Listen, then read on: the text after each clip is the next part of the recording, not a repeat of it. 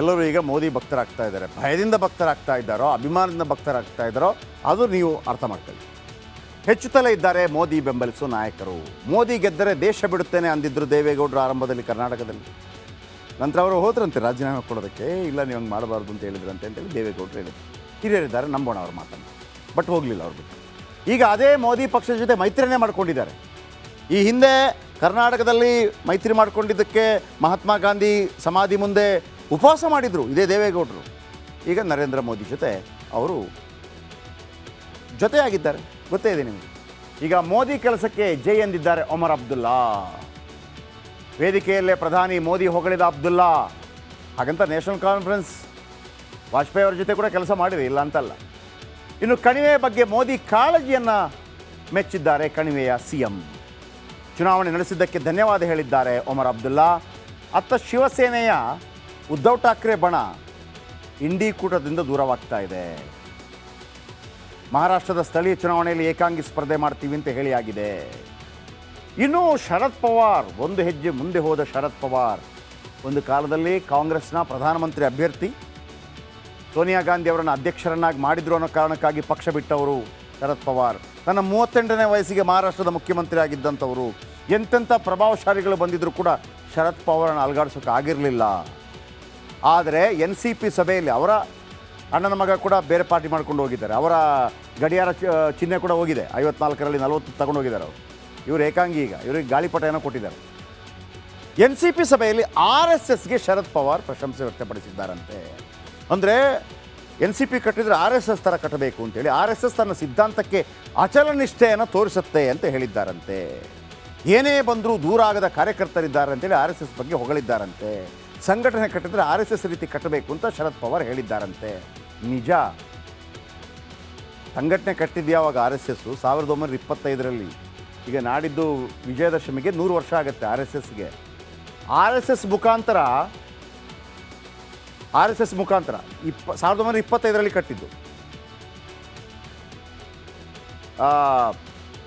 ವಾಜಪೇಯಿ ಪ್ರಧಾನಿ ಆಗಿದ್ಯಾವಾಗ 1999 2000 ಆ ಕಾಲದಲ್ಲಿ. ಅಂದರೆ 75 ವರ್ಷಗಳ ಕಾಲ ತಪಸ್ಸು ಮಾಡಿ 75 ವರ್ಷಗಳ ಕಾಲ ರಾಜಕೀಯ ನಾಯಕರುಗಳು ರೆಡಿ ಇದ್ದೀರಾ? ರೆಡಿ ಇದ್ದರೆ ಆಗತ್ತೆ, ನಿಮಗೆ ಅಂತ ಮಾಡಿದರೆ ಆಗಲ್ಲ. RSSನ ಗುಟ್ಟೇನು? RSSನಲ್ಲಿ ಈಗಲೂ ಕೂಡ ಕೆಲವರು ಮಂತ್ರಿ ಬಿಡಿರಿ, ಒಂದು MLA ಬಗ್ಗೆ ಆಸೆ ಪಡೆದವರು, ಒಂದು ಕಾರ್ಪೊರೇಷನ್ ಆಸೆ ಪಡೆದವರು, ಗ್ರಾಮ ಪಂಚಾಯತಿ ಮೆಂಬರ್ ಆಗೋದಕ್ಕೆ ಆಸೆ ಪಡೆದವರು, ತನ್ನ ಮನೆಯಲ್ಲಿ ಊಟ ಇದೆಯೋ ಇಲ್ಲೋ ಅಂತ ಥಿಂಕ್ ಮಾಡಿದವರು, ಚೀಲ ಹಾಕ್ಕೊಂಡು ಹೋಗೋರು. ಎಷ್ಟು ಜನ ಬೇಕು ನಿಮಗೆ? ಎಷ್ಟು ಜನ ಬೇಕು? ಅವರ ಉದ್ದೇಶ ಪಾರ್ಟಿ ಗೀಟಿ ಅಲ್ಲ. ನಿಜವಾಗಿ ಅವರ ಉದ್ದೇಶ ಏನಪ್ಪ ಅಂತಂದರೆ, ಇದು ಈ ದೇಶದ ಆತ್ಮ ಹಿಂದೂ, ಅದು ಉಳಿಬೇಕು. ಅದಕ್ಕಾಗಿ ಏನು ತ್ಯಾಗ ಬೇಕಿದ್ರು ಮದುವೆ ಮಾಡ್ಕೊಳ್ಳೋದಿಲ್ಲ. ಸಾಧ್ಯ ಇದೆಯಾ? NCP ಮದುವೆ ಮಾಡ್ಕೊಳ್ಳೋದಿಲ್ಲ ಅವರು.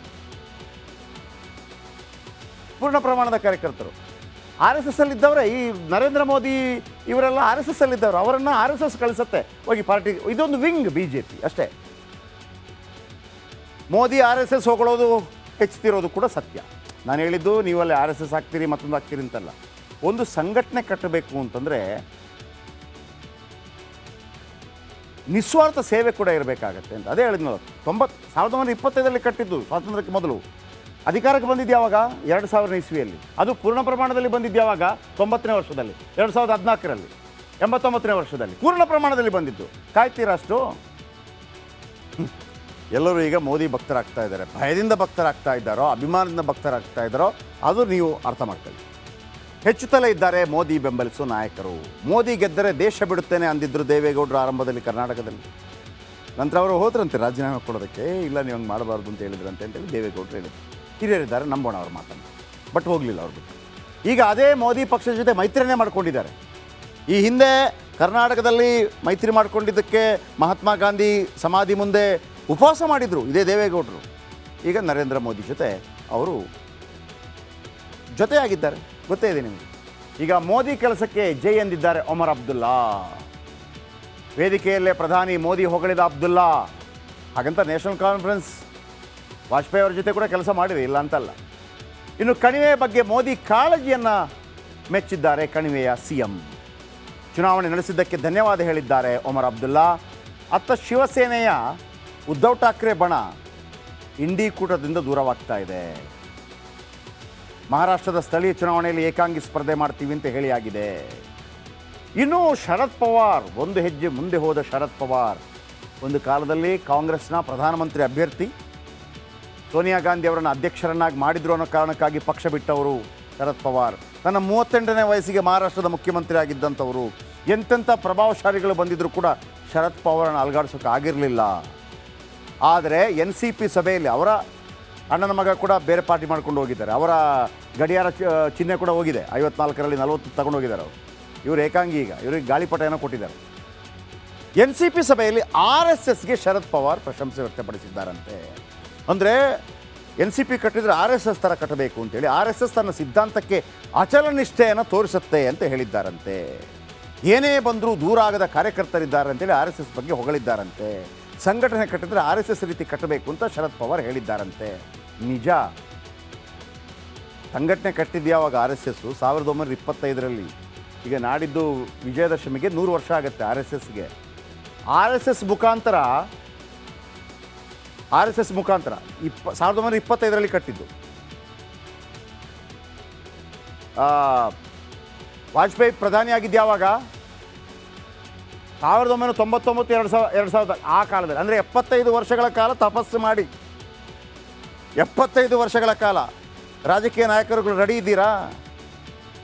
ರೆಡಿ ಇದ್ದರೆ ಆಗತ್ತೆ. ನಿಮಗೆ ಅಂತ ಮಾಡಿದರೆ ಆಗಲ್ಲ. RSSನ ಗುಟ್ಟೇನು? RSSನಲ್ಲಿ ಈಗಲೂ ಕೂಡ ಕೆಲವರು ಮಂತ್ರಿ ಬಿಡಿರಿ, ಒಂದು MLA ಬಗ್ಗೆ ಆಸೆ ಪಡೆದವರು, ಒಂದು ಕಾರ್ಪೊರೇಷನ್ ಆಸೆ ಪಡೆದವರು, ಗ್ರಾಮ ಪಂಚಾಯತಿ ಮೆಂಬರ್ ಆಗೋದಕ್ಕೆ ಆಸೆ ಪಡೆದವರು, ತನ್ನ ಮನೆಯಲ್ಲಿ ಊಟ ಇದೆಯೋ ಇಲ್ಲೋ ಅಂತ ಥಿಂಕ್ ಮಾಡಿದವರು, ಚೀಲ ಹಾಕ್ಕೊಂಡು ಹೋಗೋರು. ಎಷ್ಟು ಜನ ಬೇಕು ನಿಮಗೆ? ಎಷ್ಟು ಜನ ಬೇಕು? ಅವರ ಉದ್ದೇಶ ಪಾರ್ಟಿ ಗೀರ್ಟಿ ಅಲ್ಲ. ನಿಜವಾಗಿ ಅವರ ಉದ್ದೇಶ ಏನಪ್ಪ ಅಂತಂದರೆ, ಇದು ಈ ದೇಶದ ಆತ್ಮ ಹಿಂದೂ, ಅದು ಉಳಿಬೇಕು. ಅದಕ್ಕಾಗಿ ಏನು ತ್ಯಾಗ ಬೇಕಿದ್ರು ಮದುವೆ ಮಾಡ್ಕೊಳ್ಳೋದಿಲ್ಲ. ಸಾಧ್ಯ ಇದೆಯಾ? NCP ಮದುವೆ ಮಾಡ್ಕೊಳ್ಳೋದಿಲ್ಲ. ಅವರು ಪೂರ್ಣ ಪ್ರಮಾಣದ ಕಾರ್ಯಕರ್ತರು. RSSಲ್ಲಿದ್ದವರೇ. ಈ ನರೇಂದ್ರ ಮೋದಿ ಇವರೆಲ್ಲ RSSಲ್ಲಿದ್ದವರು. ಅವರನ್ನು RSS ಕಳಿಸುತ್ತೆ ಹೋಗಿ ಪಾರ್ಟಿ. ಇದೊಂದು ವಿಂಗ್ BJP ಅಷ್ಟೇ. ಮೋದಿ RSS ಹೊಗಳೋದು ಹೆಚ್ಚುತ್ತಿರೋದು ಕೂಡ ಸತ್ಯ. ನಾನು ಹೇಳಿದ್ದು ನೀವಲ್ಲಿ RSS ಹಾಕ್ತೀರಿ ಮತ್ತೊಂದು ಹಾಕ್ತೀರಿ ಅಂತಲ್ಲ. ಒಂದು ಸಂಘಟನೆ ಕಟ್ಟಬೇಕು ಅಂತಂದರೆ ನಿಸ್ವಾರ್ಥ ಸೇವೆ ಕೂಡ ಇರಬೇಕಾಗತ್ತೆ ಅಂತ. ಅದೇ ಹೇಳಿದ್ನಲ್ಲ. 1925ರಲ್ಲಿ ಕಟ್ಟಿದ್ದು, ಸ್ವಾತಂತ್ರ್ಯಕ್ಕೆ ಮೊದಲು. ಅಧಿಕಾರಕ್ಕೆ ಬಂದಿದ್ದು ಯಾವಾಗ? 2000 ಇಸ್ವಿಯಲ್ಲಿ. ಅದು ಪೂರ್ಣ ಪ್ರಮಾಣದಲ್ಲಿ ಬಂದಿದ್ದು ಯಾವಾಗ? 90ನೇ ವರ್ಷದಲ್ಲಿ. 2014ರಲ್ಲಿ 89ನೇ ವರ್ಷದಲ್ಲಿ ಪೂರ್ಣ ಪ್ರಮಾಣದಲ್ಲಿ ಬಂದಿದ್ದು. ಕಾಯ್ತೀರಾ ಅಷ್ಟು?